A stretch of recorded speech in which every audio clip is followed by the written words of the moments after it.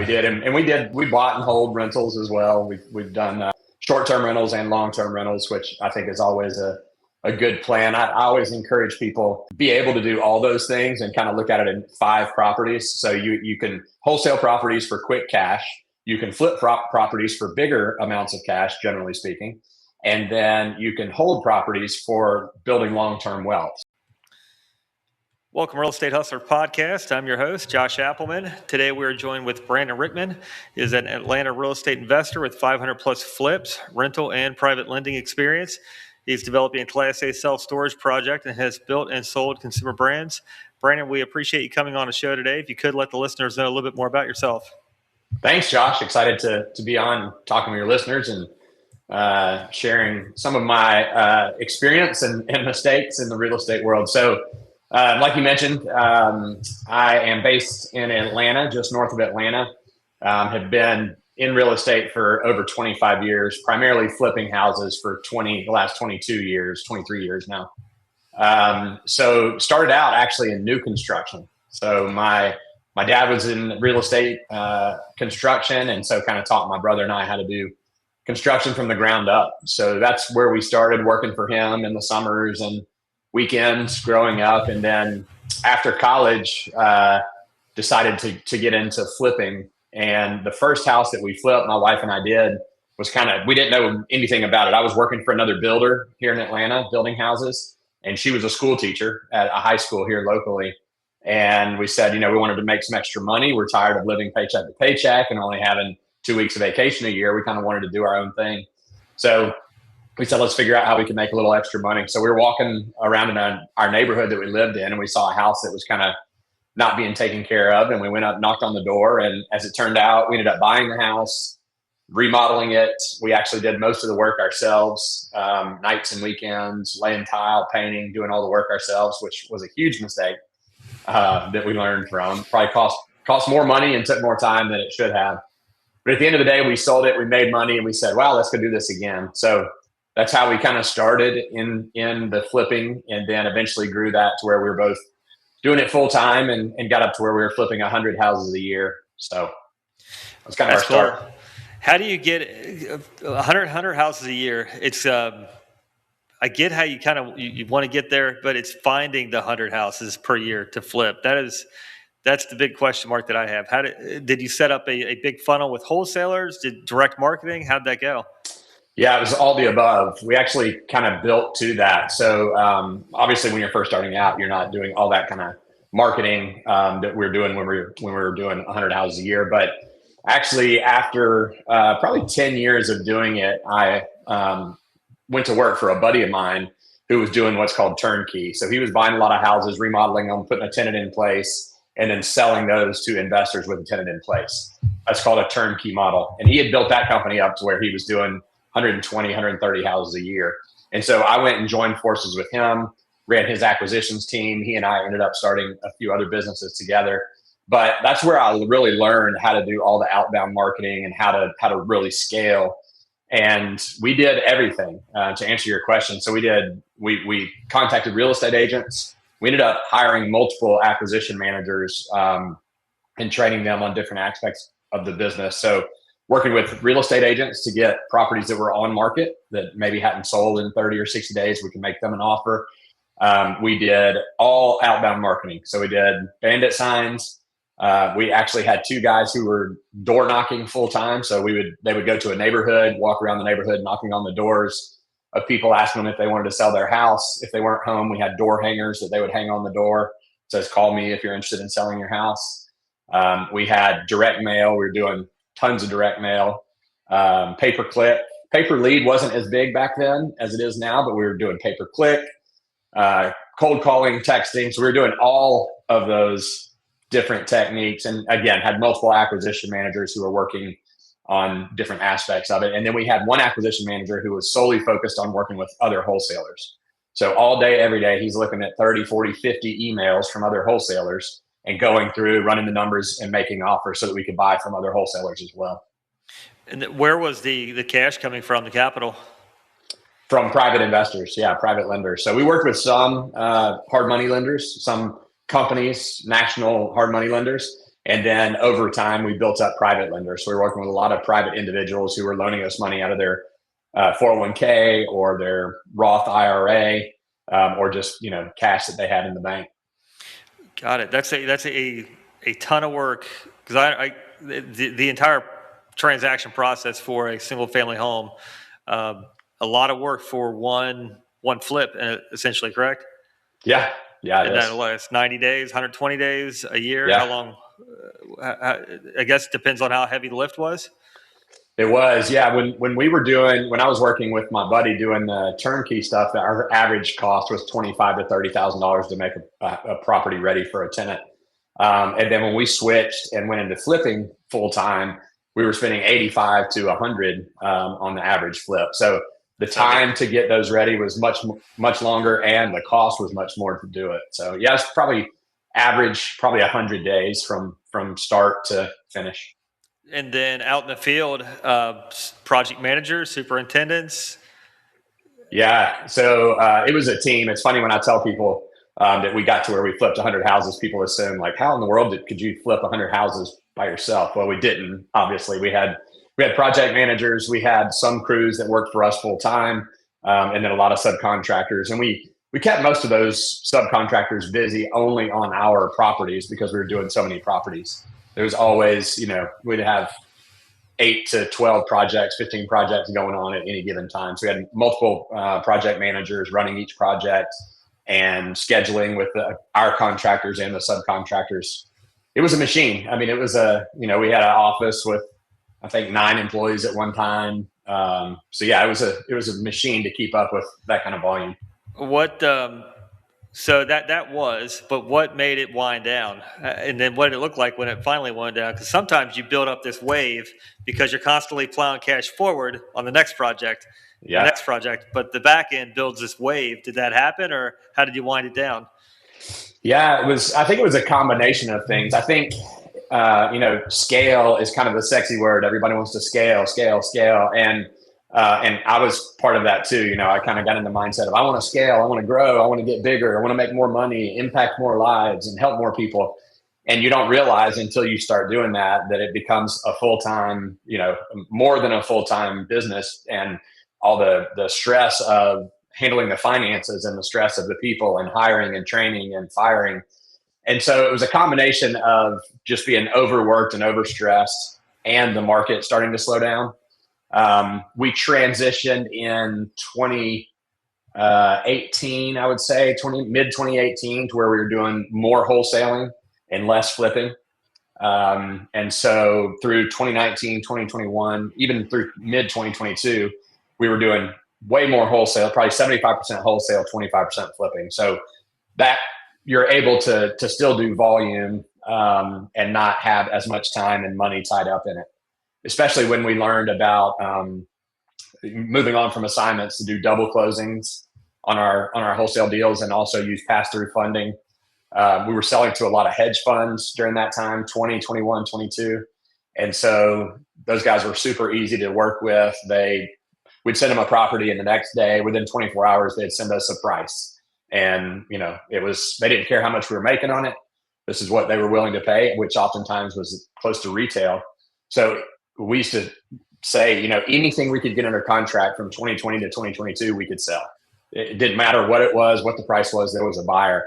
And so that was super busy during that time. But again, it was largely wholesaling to hedge funds. And then probably July of 22 for us, it was like a light switch went off. I think it was a combination of the interest rates going up, hedge funds pulling out, but they had driven the prices up so high to where it was a seller's market. And so sellers wanted super high prices, which made it difficult for us to buy. Hedge funds weren't buying at retail prices anymore, so we didn't have that outlet to sell to. And so over the course of August of 22 through the end of 23, we just gradually scaled back down. Had to get rid of some people, obviously. Went from doing 8 to 10 deals a month down to doing 6 deals a month, and with a smaller team. But the benefit to that is we're actually making more money and much less stress on me and my wife and our team, doing fewer number of deals.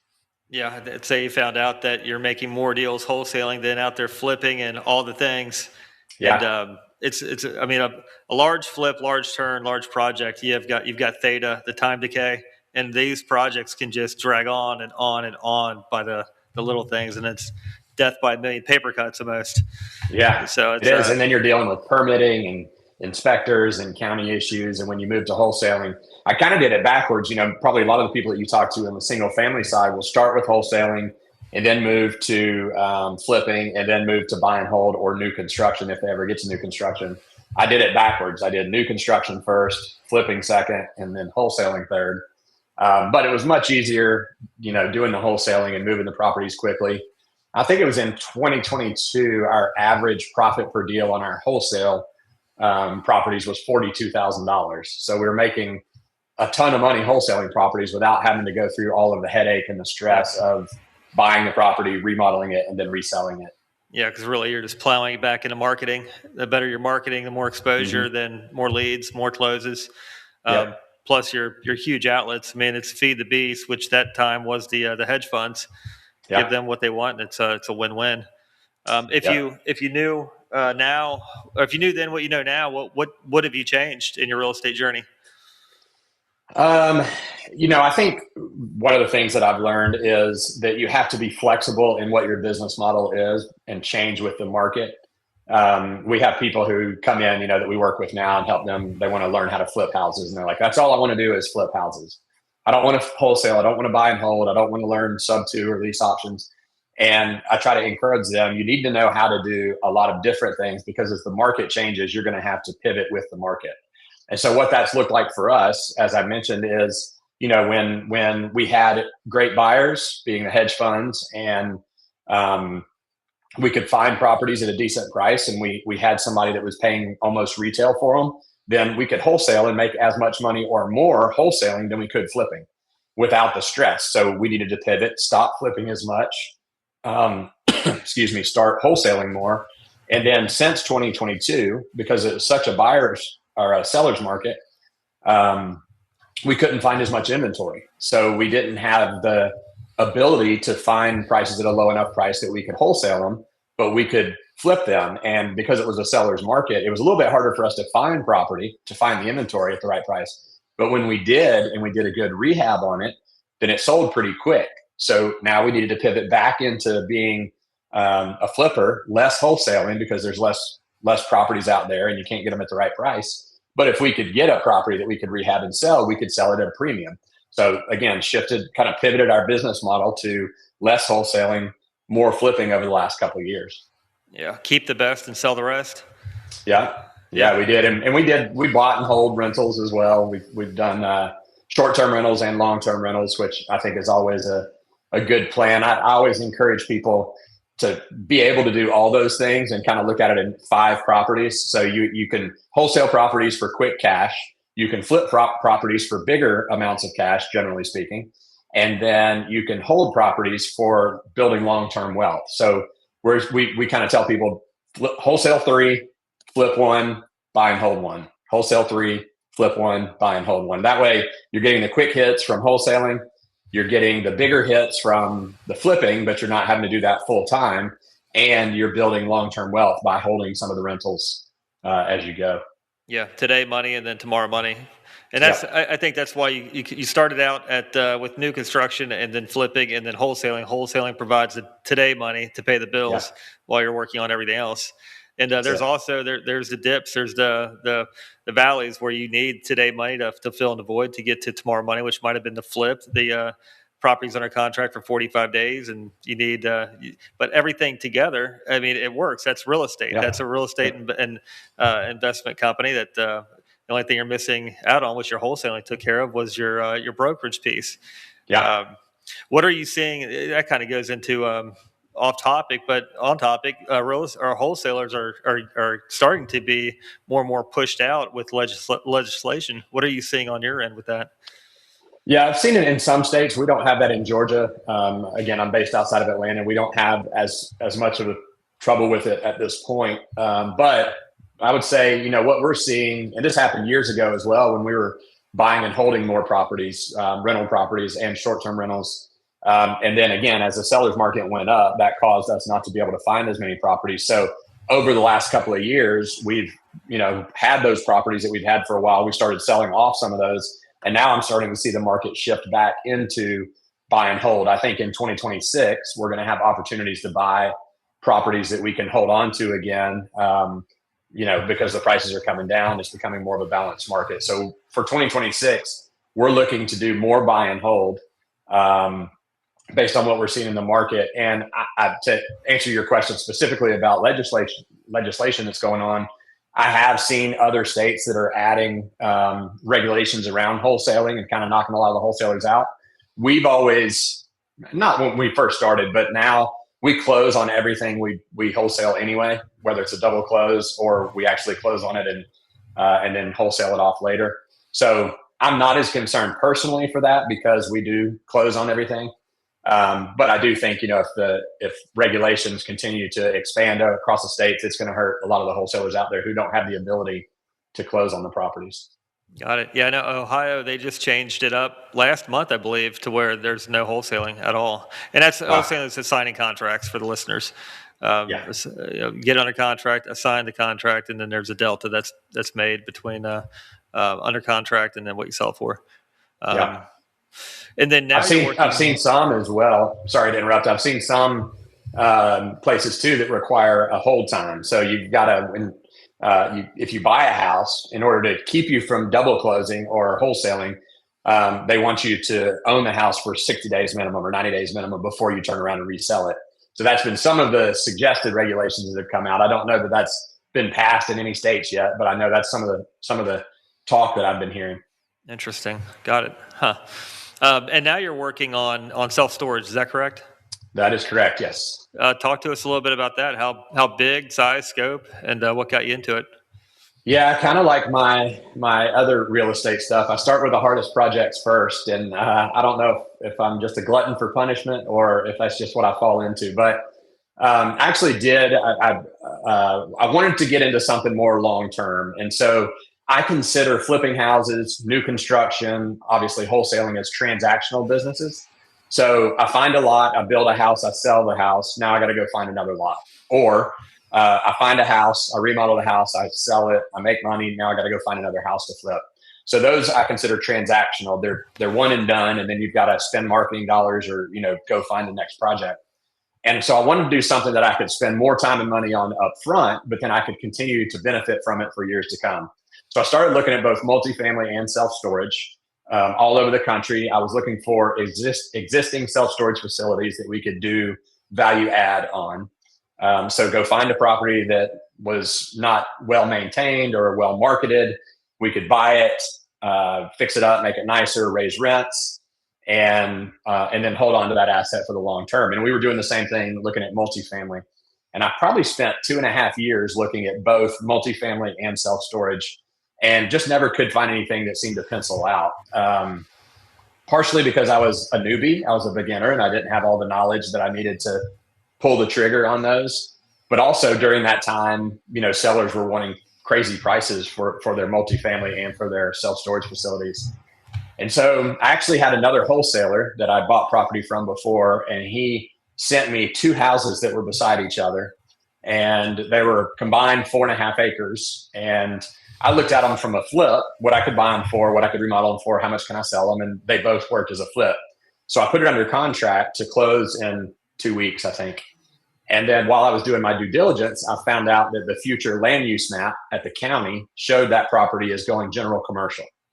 So basically what that means for your listeners who may not have the construction background, is on a 4-lane road. There's a brand new Walmart market next door and a Dollar General. And then these houses in this residential area. And so the county had determined that over time, they wanted to see all of that residential property turn into commercial property. That's where they want commercial development to grow. And so they had determined on a future land use map that would eventually one day be commercial, which was to my benefit for self-storage. So I thought, well, I can flip these houses if I have to, but I'm going to try to take it through and get it zoned for self-storage. So did all the background work. I ended up closing on the property, which a lot of self-storage guys don't do. but I ended up closing and buying the property before I had any zoning approval or anything. But the reason was because I knew what I could sell them for if I just flipped them as a worst case scenario, and I knew I could make money on it anyway.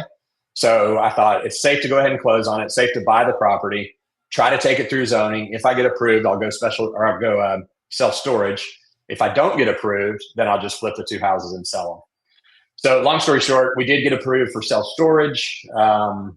We're building a 115,000 square foot Class A, all climate controlled, 3-story, like you see in some of the bigger cities now, on the 4.5 acres. So we're about 50% done with construction right now. It's 865 units. So it'll be my first foray into self storage. So I'm going from 0 self storage doors to 865. That's wild. That's very, very cool. That's institutional grade. Yeah, it is. And I'll tell you another piece of the puzzle that made it make sense. So I bought the property, took it through zoning, and got it approved. And once I had it approved, I had a friend that I was in a mastermind with for many years who was a big time self storage guy. And so I went to him once I got it approved, and I said, "Hey, I've never done a self storage deal. This is a big project. I've raised a couple $100,000 at a time for houses, but we got to raise. We got to do it's basically a $15 million deal. We got to raise about $4 million from investors, and I've never done that. I don't know how to structure it." So anyway, I partnered with him, brought him in as a partner because he had the experience, the knowledge, the relationships, and I had to give up equity to do that. But at the same time, I was gonna lose money trying to figure out how to do it on my own. Yeah. And I'd rather partner with somebody who knows what they're doing and I can learn from.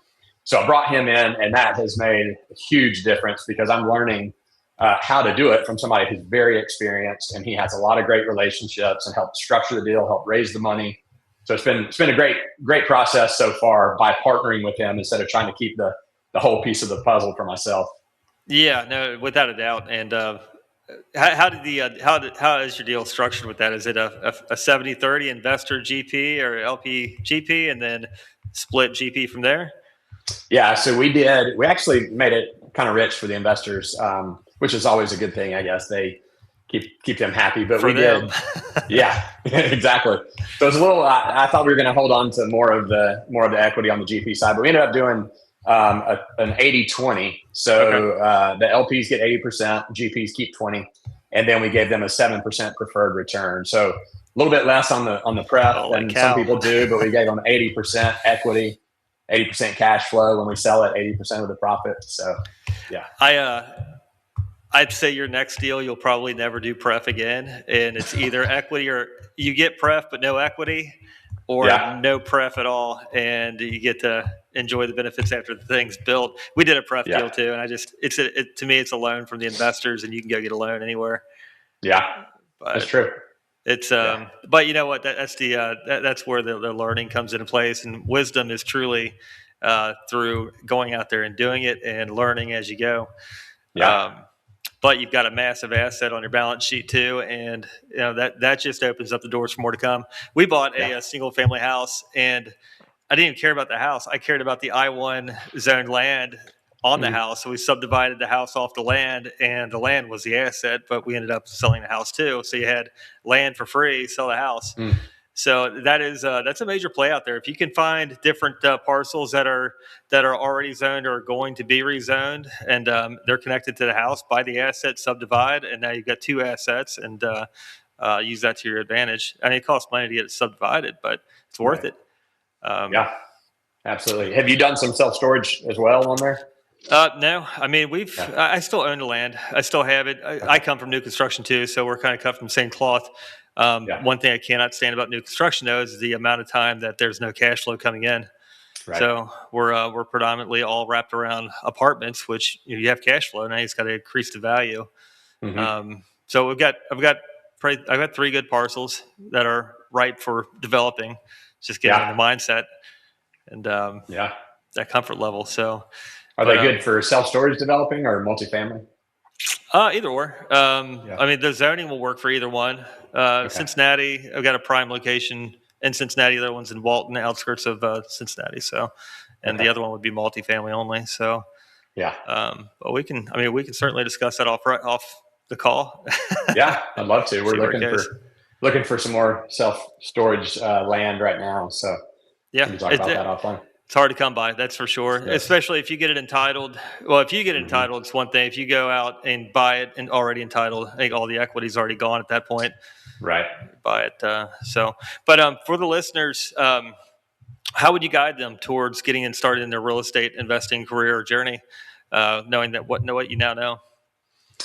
I would say find someone who's done it before and partner with them, or hire a mentor or a coach, or whatever you have to do to find somebody who's been there, who's done it, who's experienced, and it would shortcut the process so much. So for me, like I mentioned, it took us years of learning how to do real estate before we got to be good at it and got to grow our business. Because when I first started, like I said, my wife and I had no knowledge. We didn't know what a CRM was. We didn't know about triple line dialers and call flow systems and all the different things. We were keeping up with a spreadsheet and a notebook paper. And so probably one of the best things that I ever did for my business, and a lot personally as well, was joined a mastermind. That was kind of the first thing that I did to really help grow the business. Because what a mastermind is, it's a group. Ours was real estate focused, of course, and there were people in there doing single family, a lot of people doing single family, some doing multi, some doing self-storage, some doing development. But going to those and having 75 people from across the country who are all real estate minds. And so we all think alike. They're about business. They're entrepreneurs. They struggle with the same things like hiring and firing and training and, best practices. And so we were able to learn from people who at the time they were doing 100, 200, 300 deals a year. And, we were doing 50 or 60 at the time. And so I was able to get a ton of knowledge from them. And then we ended up partnering with a lot of those people where they would either be private lenders for us on our deals, or we would be private lenders for them on their deals. Some of them came into the self-storage deal with us. The partner that I brought in to do the self-storage deal with me was a friend of mine that I had met in that mastermind. So masterminds are usually a little more expensive than like a coach or a mentor. Obviously, if you can partner with someone who has a lot of experience, that's best case scenario, because it may not cost you anything up front.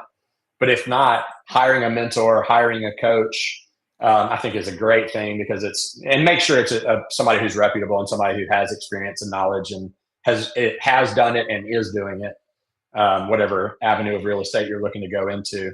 And I think the mastermind thing, again, was probably the biggest thing we did for our business, but it's usually a little more expensive, maybe for a little bit higher level. Most of them are for a little bit higher level investor. But yeah, if I could go back and do it again, the first day I started, I would have hired a coach or a mentor right off the bat to save me years of having to learn on my own. But it truly, you truly do not know what you don't know. So It's like the path, there's not a wrong path. YouTube's a great way to go out there and learn. The podcast, of course, all the podcasts that are out there. But at the same time, it's mentorship can accelerate your path there as well, and getting in the right room and just listening to others. So I totally agree with that. And then reading the books and all the good stuff. So very cool. Well, Brandon, I definitely appreciate you coming on the show today. If somebody wants to reach out, learn more about you, possibly invest alongside of you, how can they reach out? The easiest way is they can email me, Brandon, BRANDON, at theflipgenius.com. So Brandon at theflipgenius.com. That's also the website. My cell phone number is 404-429-2679.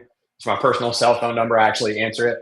We're on all the social media under Brandon Rickman and the Flip Genius. So my cell phone number is actually on my Facebook page as well. So happy to talk to people, help in any way I can.